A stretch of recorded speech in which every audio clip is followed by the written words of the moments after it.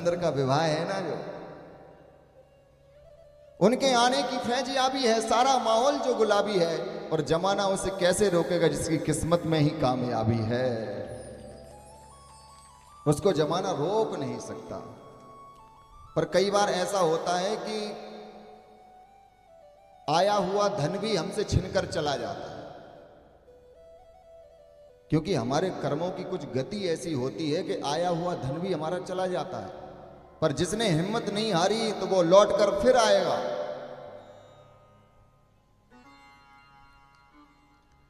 एक बेटी थी छोटी सी, जिसका नाम था लक्ष्मी। क्या नाम था? और जोर से बोलना पड़ेगा, और जोर से थोड़ा। छोटी सी थी, बड़ी प्यारी सी, जैसे हमारे कल वो श्याम सुंदर बन के आए थे, मानो इतनी सी ही थी। पूर्विका, मानो इतनी सी बेटी थी।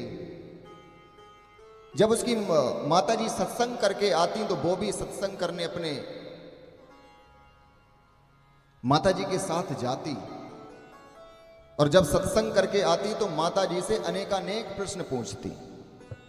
एक दिन तो कहती है, मैया तुम ये बताओ, मैंने सुना है सत्संग में कि भगवान समदर्शी हैं, तो जब भगवान समदर्शी हैं तो फिर भेद क्यों करते हैं? अरे किसी को गरीब बना दिया, किसी को अमीर बना दिया, किसी के घर में खाने को कुछ है नहीं तो किसी के घर में पता ही नहीं कि कितना है, ऐसा क्यों करते हैं वो?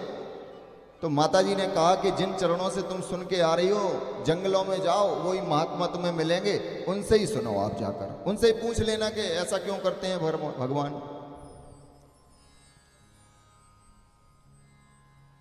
लक्ष्मी ने कहा था मैया से कि हमें इतना गरीब क्यों बनाया उन्होंने? अरे हमारे यहां तो धन की देखो कितनी कमी है। मैया ने कह दिया था कि जाओ तुम जंगल में और उन महात्माओं से ही पूछ लेना कि तुम्हें क्यों गरीब बनाया। वो लक्ष्मी गई है, 5 वर्ष की थी, छोटी सी, जैसे ध्रुव जी महाराज थे 5 वर्ष के, ऐसे ही वो छोटी सी कन्या लक्ष्मी पहुंची है जंगल में, और एक बट वृक्ष के नीचे बैठ गई है आसन लगाकर, और उस प्रभु को याद कर रही है। आज बोलो बाल कृष्ण लाल की। आंखों में आंसू हैं, वो प्रभु का नाम गुनगुना रही है। ओम नमो भगवते वासुदेवाय, ओम नमो भगवते वासुदेवाय। प्रभु को याद कर रही है। तो मानो कोई संत तो नहीं आए, पर साक्षात बांके बिहारी और लक्ष्मी मैया वहां से चली आ रही थी। देखा है कि छोटी सी बच्ची मेरा नाम ले रही है, तो हमारे कन्हैया तो थोड़े से टेढ़े हैं और निष्ठुर भी हैं, पर मानो राधा जी ने कह दिया, लक्ष्मी मैया ने कह दिया कि देखो छोटी सी कन्या है, तुम्हारा नाम ले रही, इसकी मदद करो जाके।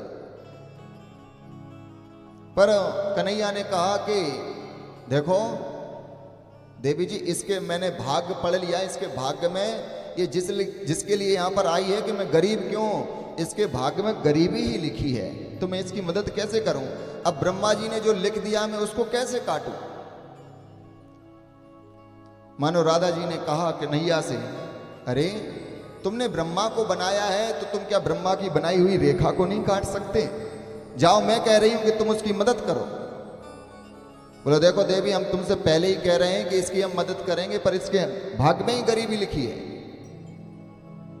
कन्हैया ने जाकर उस बच्ची के सामने एक स्वर्ण से भरी हुई पोटली उसके हाथ में थमा दी। बड़ी स्वर्ण मुद्रा थी। बच्ची को तो ऐसी लालसा में वो आई थी कि मुझे धन मिल जाए, धन मिला तो बस भागी है घर की ओर, पर रास्ते में भूख लगी है उस बच्ची को, और उसने उस पोटली को एक पेड़ से टांग कर वो फल खाने लगी।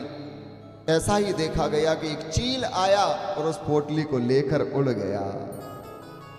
रोती रोती घर पहुंची, मैया को बताया, पर मैया को विश्वास नहीं हुआ, कौन ऐसे पोटली देगा? पर उस बच्ची ने हिम्मत नहीं हारी, कल पुनः फिर जंगल में गई और उसी बट वृक्ष के नीचे फिर बैठ गई। कन्हैया और राधा जी वहां से फिर निकली। राधा जी के कहने पर फिर कन्हैया ने मदद की और इस बार उसको पारस मणि दे दी कि जा पारस मणि ले जा। पर उसने उस पारस मणि को ना ऊपर की जेब में रख ली, और जाते जाते रास्ते में प्यास लगी, और जैसे ही पानी पीने को किया तो वो पारस मणि भी तालाब में चली गई। राधा जी से कहते हैं कन्हैया देख रही हो मैं इसकी कितनी मदद करना चाहता हूं पर इसके भाग में ही नहीं है, और भाग में नहीं है इसलिए देखो इसको मिलने के बाद भी वो भाग्य से चला जा रहा है, वो हाथ से चला जा रहा है। पर राधा जी ने कहा कि कुछ भी हो जाए, चाहे भाग्य में हो या ना हो, पर जब तक इसको तुम नहीं दोगे तुम इसकी मदद करते ही रहोगे।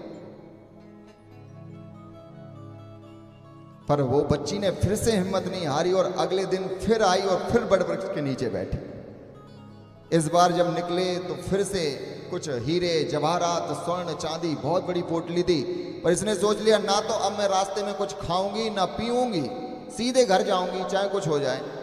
ऐसा ही किया लक्ष्मी ने, गई है घर में रखा है, पर घर में भैया कोई तिजोरी तो उस समय होती नहीं थी, तो माट मटके रखे हुए थे, उस मटके में ही उस पोटली को रख दिया और सोचा कि मेरी मैया सत्संग में गई है, अपनी मैया को बुला के मैं ले आऊं और बता दूं देखो मैंने कहा था ना कि मुझे कन्हैया और राधा जी आकर स्वयं वो स्वर्ण और वो स्वर्ण जवाहीरे जवाहरात देती हैं। इसने मटके में रखकर गई है जब तक कि तभी ऐसा हुआ चोर आए हैं और घर में घुसकर उस पोटली को भी हीरे जवाहरात की ले गए।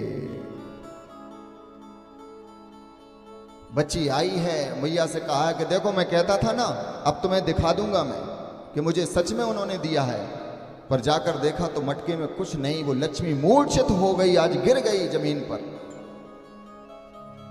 रोने लगी, रुदन करने लगी। मैया समझ गई ये बच्ची तो पागल हो गई, न जाने कहां कहां से कहानियां बना लाती है।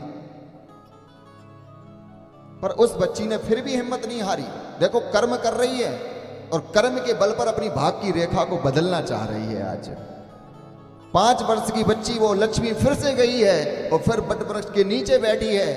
इस बार कन्हैया ने उसको केवल 1 सिक्का दिया है, 1 रुपए दिया।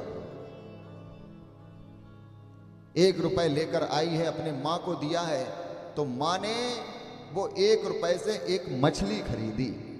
क्या खरीदी? मछली खरीदी। जब मछली को चीरा गया तो जो पारस मणि जो तालाब में गिर गई थी, उसी तालाब की वो मछली उनके घर पहुंची है। जब उसका ऑपरेशन किया गया तो पारस मणि उसमें से निकलकर प्रकट हो गई। बोला बाल कृष्ण लाल की जय, बोला राधा रानी सरकार की जय। और जब प्रभु ने कृपा की तो जो चोर वो पोटली को चोरी करके ले गए थे, रात्रि में उनको स्वप्न दिया तो वो चोर भी भागे भागे आए और हीरे जवाहरात की पोटली भी इनके चरणों में रखकर चले गए। आज जब प्रभु ने कृपा की है, अपने कर्म के कारण इसने अपनी भाग्य की रेखा को बदल दिया है, तो प्रभु को भी बरबस होकर इस पर कृपा करनी पड़ी है। बोलना पड़ेगा अब तो जोर से बोलना पड़ेगा। देखना कहीं पारसमणि आपको भी मिल जाए। रामो भगति चिंतामणि सुंदर। अरे याद रखना भैया, तुम्हें पारसमणि की लेने की आवश्यकता कहाँ है? जहां तुम सत्संग में बैठे हो ये तो कल्प वृक्ष है, और कल्प वृक्ष के नीचे तुम जो कामना करोगे वो ही तुम्हें प्राप्त यहां से हो जाएगा। ये तो भागवत का दरबार